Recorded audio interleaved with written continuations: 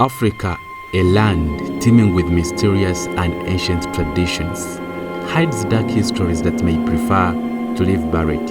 Hidden deep in the heart of this vast continent, Africa, there are stories so chilling they can shake even the most hardened soul.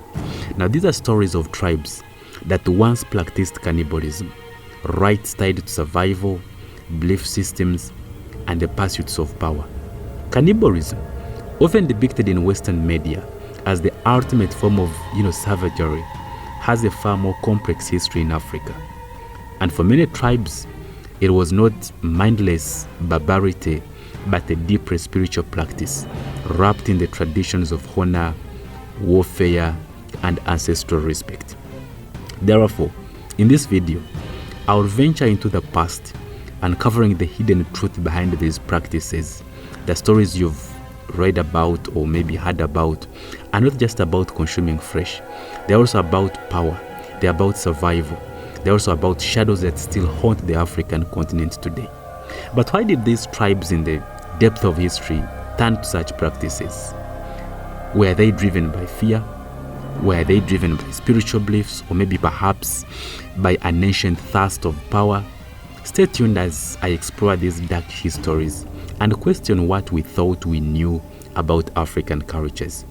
And as we dive into the untold stories of these tribes, remember one thing: sometimes history is not what we want it to be, but what it truly was. Please kindly subscribe and turn on that notification bell. Now, in the dense shadow forests of West Africa, a society of warriors emerged, feared by both their enemies and their own people. These were the Leopard Men, a secret society bound by both fear and reverence for the leopards that roamed the jungle, powerful and untamable.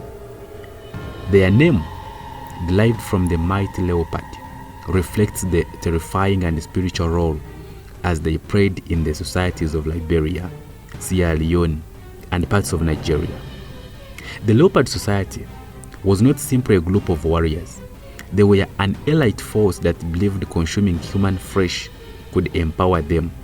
And it was not about mere survival or hunger. No, it was about gaining the power, gaining the agility and strength of the leopard itself. To kill and eat the enemy was to absorb their very essence, gaining their qualities and skills. The practice was believed to make these men invisible in battle, and they became infamous for their guerrilla warfare tactics. Silent as shadows, they would ambush villages at night, attacking swiftly and vanishing into the darkness. Victims were often chosen for their perceived strength and courage, with the belief that consuming them would transfer their vitality and abilities to the cannibal.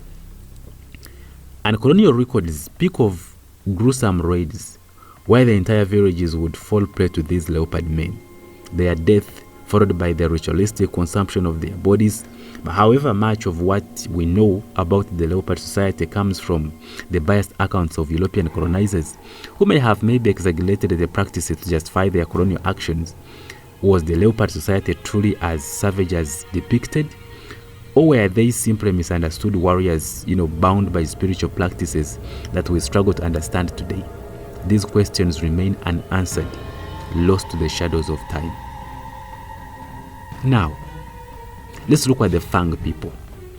I want you to travel with me now, and we go to Central Africa, where the Fang people of Gabon, Cameroon, and Equatorial Guinea once thrived.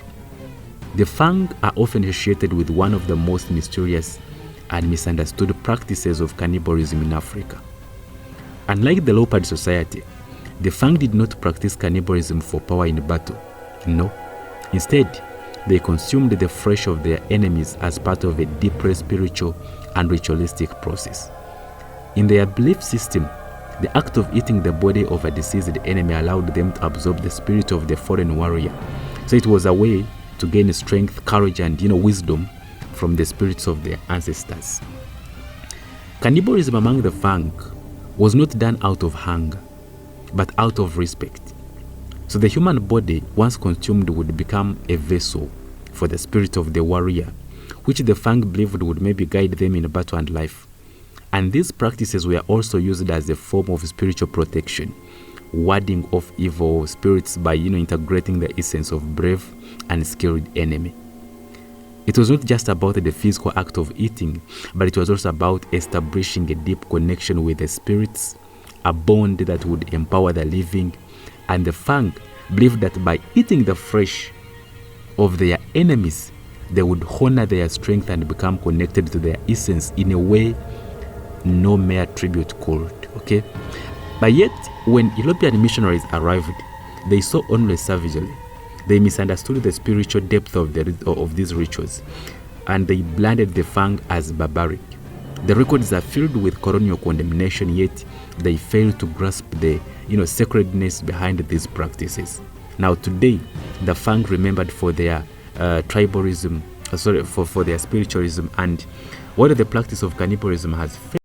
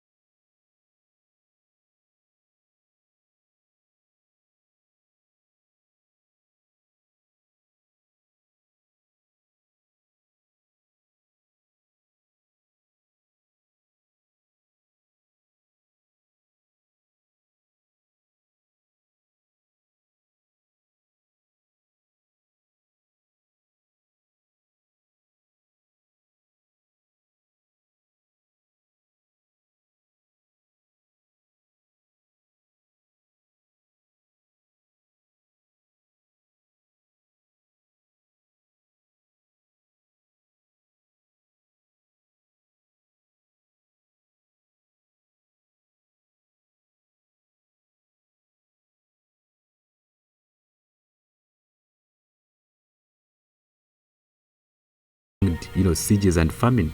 Others urged it was a calculated part of Shaka's strategy. He believed that by consuming his enemy,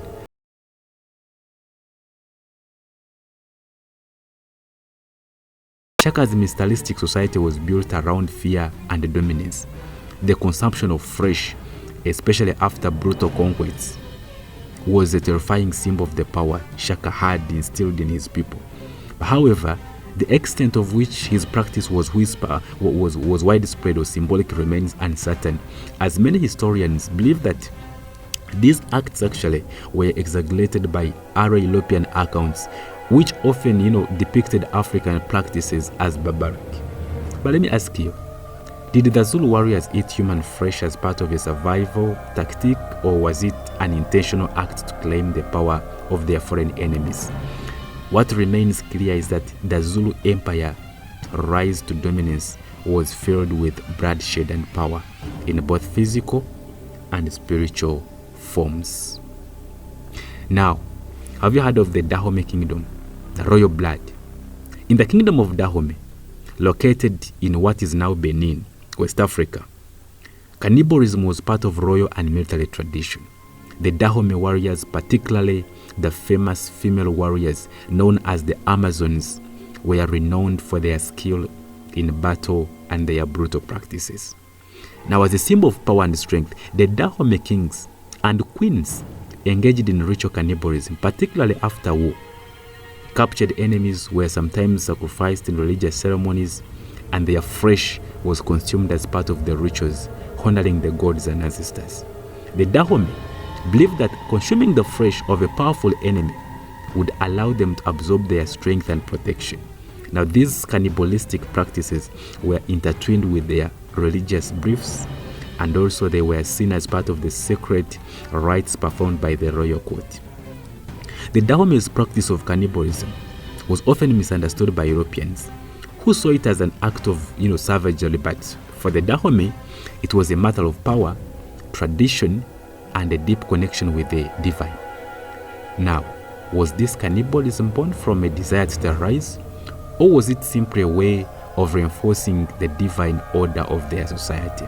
Either way, it remains one of the most enigmatic and terrifying aspects of African royal history.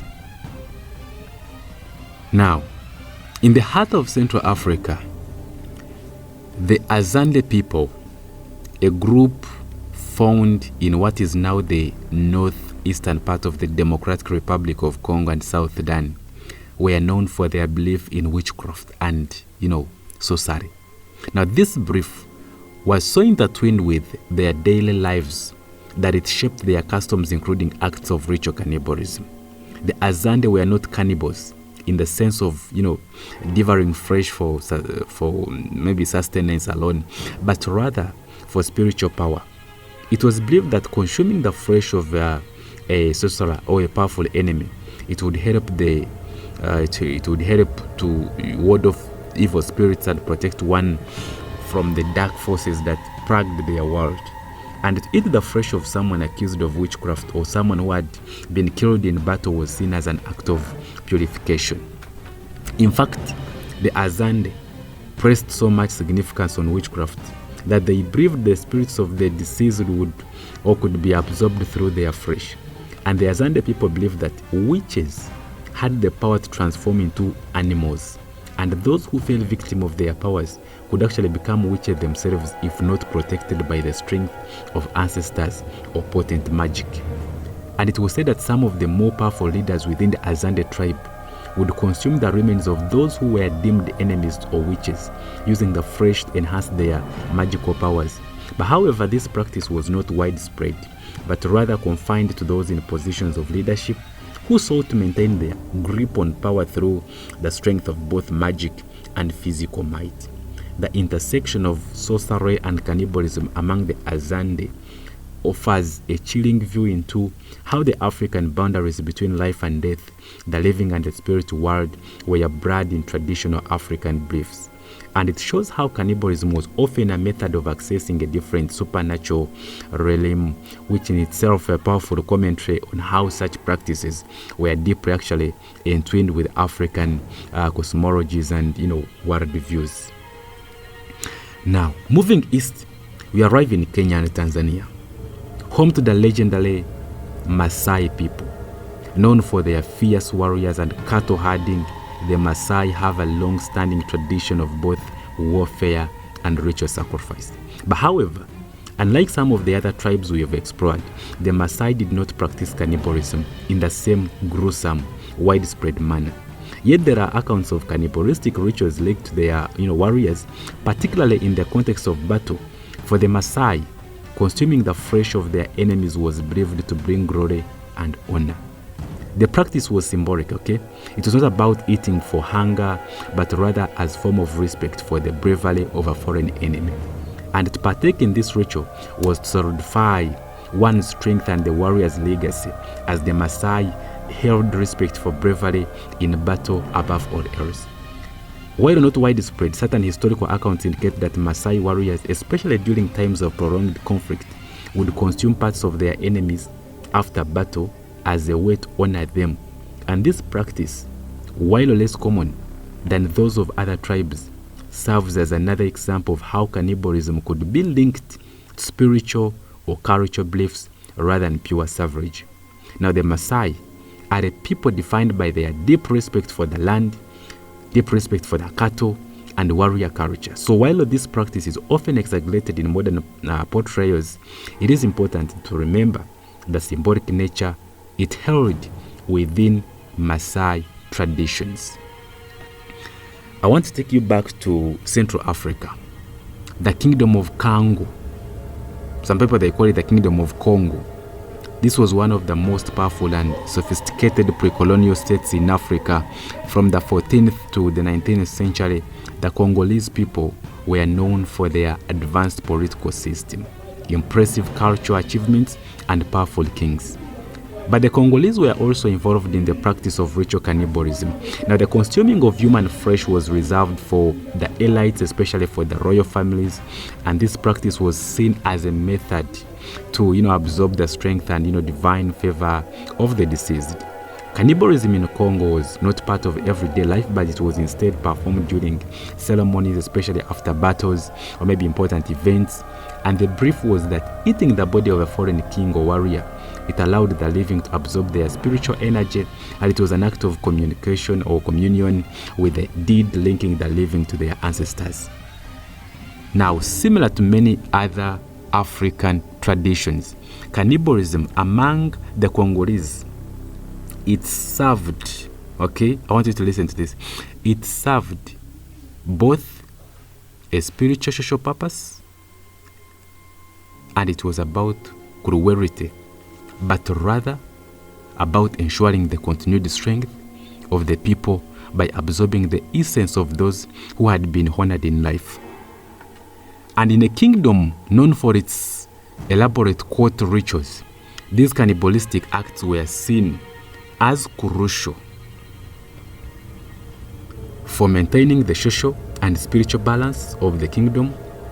So the consumption of flesh was in essence a divine form of connection, a ritual of respect, power, and honor that helped shape the Congolese society.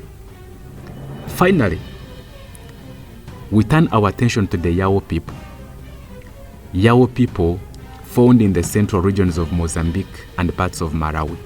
Known for their fierce resistance against European colonization, the Yao were warriors who practiced ritualistic cannibalism as part of their culture. Now, for the Yao, the act of cannibalism was symbolic, tied deeply to their beliefs in life after death and the connection between the living and the spiritual world. During times of conflict, Yao warriors could actually consume the flesh of those who they defeated, particularly if they were powerful leaders or enemies. Cannibalism was not seen as a mere act of violence, but as a way of absorbing the qualities of a strong enemy, and it was believed that by consuming the flesh of a brave or powerful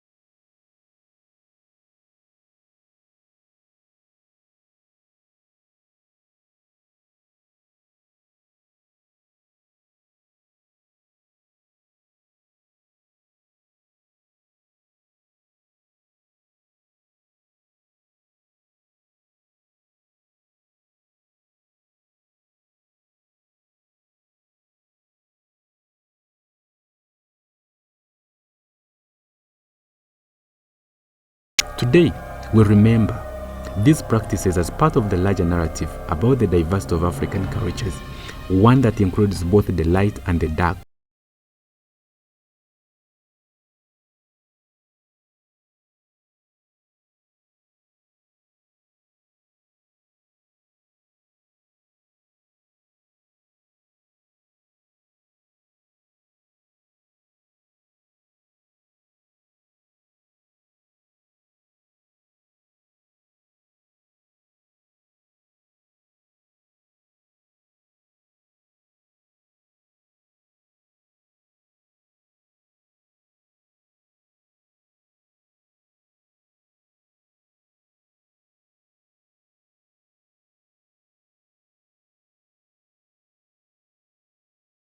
History is full of mysteries and are waiting to be discovered, so keep exploring and never stop asking questions. Until next time, stay curious, stay brave, and keep seeking the untold story.